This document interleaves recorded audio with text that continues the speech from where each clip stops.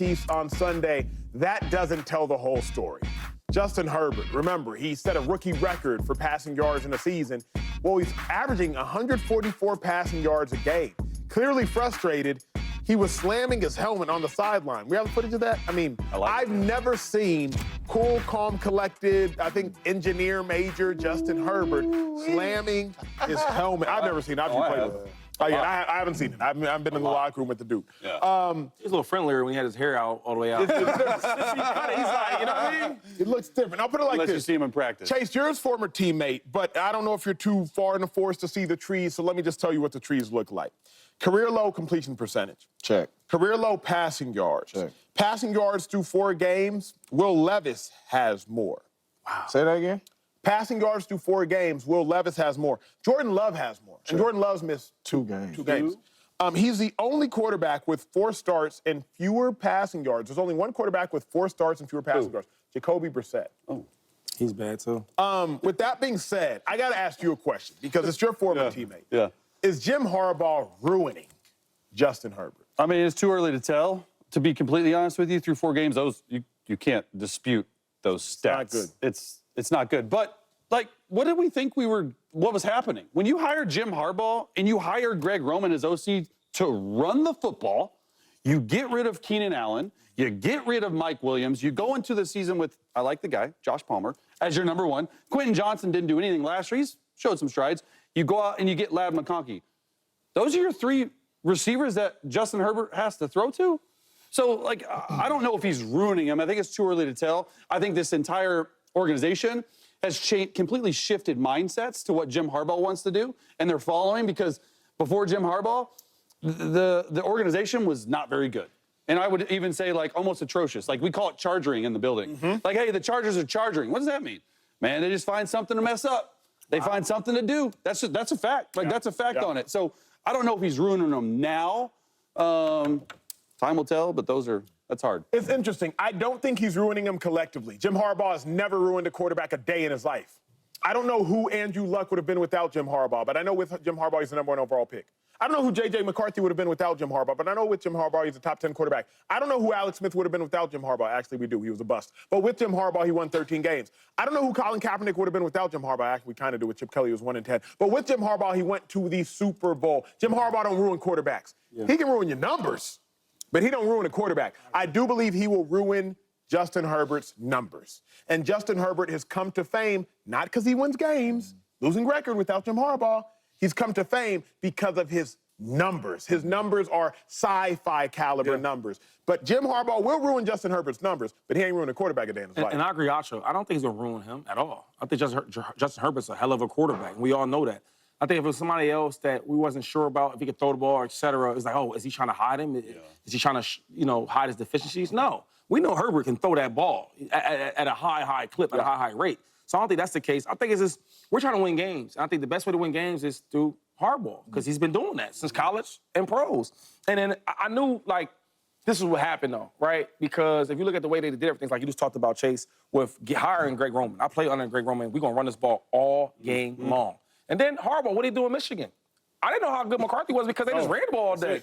And I remember didn't ask him a lot to do. Yeah, we want to win, play good defense and win games. And then the real kicker was they got rid of Keenan Allen. They got rid of Mike Williams, right? So I'm like, okay, in the draft, they got to get a first-round draft pick.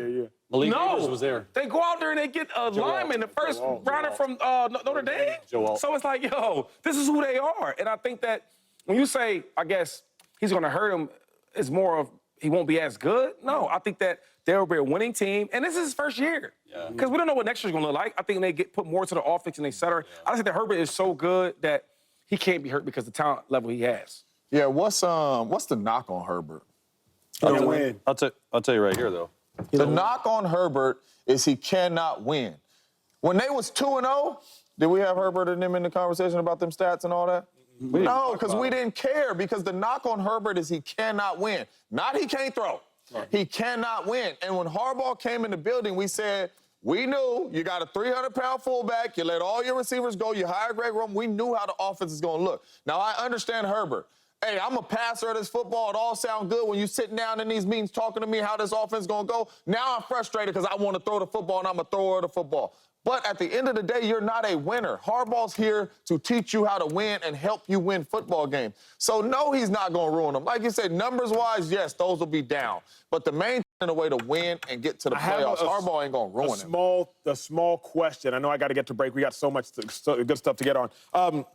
Chase, you're the quarterback. So let me ask you very quickly. Jim Harbaugh's quarterbacks never put up numbers. J.J. McCarthy didn't put up numbers. Alex Smith didn't put up no numbers. Kaepernick, no numbers. But the problem is Smith didn't put up numbers before Harbaugh. Kaepernick didn't put up numbers before Harbaugh. We don't know what J.J. was before Harbaugh, so we don't know if they ever fell from grace. But Herbert, he'd been, I think, a 5,000-yard passer or close. He was, right? With me. Yep. And now he's on pace to pass for like 2,800 yards. What's that do to his psyche, bro? Shady, you are not a superstar player, but I want to hear the quarterback psyche. Like, if you know you've thrown for 5,200 and they loved you for that, and now you're going to throw for like 2,600. Justin Herbert got paid. I was in the locker room for 2 years with him. He could care less about his numbers. I'm going to be completely honest with you. He is a guy that's probably the most coachable guy I've ever seen. He just wants to do whatever it takes to win. He is dying to win. So if they throw for 3,000 yards and he didn't have a number one receiver, the guy's tough as nails. You want to go through his injury history and how he's been able to do that? I don't think psyche-wise it matters at all because I know the type of person he is. He's one of the coolest teammates I've ever met and literally does not care. I'm telling you right now, he don't care. That's why I asked one question, though, because there's some players like that. Like Mike Evans is a guy like that. He don't care about those stats. He want to win. He's a team guy first. So I love that about him. But you go from 5,100 yards 2021. to 2,800 and you ain't going to care at all? You think he'll care at all? He got paid. Yeah, I'm telling you. I'm not talking about the money. Yeah.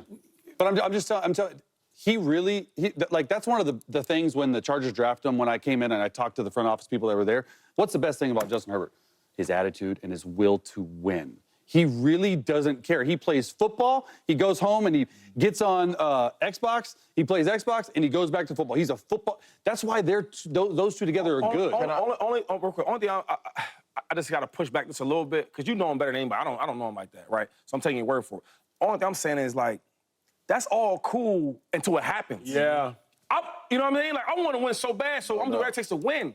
But I go from throwing for 5,100 yards to now, because I'm all about winning, guys. I ain't worried about no 5,100 yards. Till I get 2,800. Yeah. Now it's like, yo, my agent, we got to talk, man. What's going on? Because it never happened yet. But let's flip it, though. Let's flip. I know we got to go to break, but let's flip it. We was winning. Now we losing. And you still ain't letting me throw the ball. Let me do what I do best. I think the best thing as a coach, though, you make your players better. You never had a Justin Herbert in the pros. Never, ever. In the pro, you know what I'm saying? Or college. So I understand your game plan. But at one point, it's going to have to come to a point to where you say, bruh, like that. How about we put the ball in his hand in a game plan or something like that? Let's get the best out of him. Because we're losing now, and his numbers still weak. We winning, and his numbers were still weak. So at one point, we got to help the young fella be better. He is human, though. Yeah, it's it. Come on, like this is injury. We're gonna watch this one. We're gonna watch this one. Incredible insight from you on that, Chase. All right, when we return, the Chiefs, they're looking to be the first room. The Jets, they had a tough loss by 1 point to the Denver Broncos at home. It was literally atrocious. Aaron Rodgers didn't throw a touchdown pass, and after the game, he said, quote, when your defense holds the opponent to 10, you've got to win the game 100% of the time. Well, 100% of the time, if you are having an Aaron Rodgers conversation and you want it to be valid, James Jones, his former teammate who won a Super Bowl with him, better be a part of the conversation. So, James, asking you this question first, maybe the most important question you'll get asked all day. Has Aaron Rodgers been a disappointment? No. My answer is no. But it was a disappointment on Sunday. Yeah. This is a wounded Denver Broncos team coming in here with a rookie quarterback, and that's a game you should win, and your defense holds them to 10 points. So that's a big-time disappointment. But to be honest with you, I think this is kind of how we expected Aaron Rodgers to look after the Achilles, or he may look a little bit better than we thought he expected after the Achilles.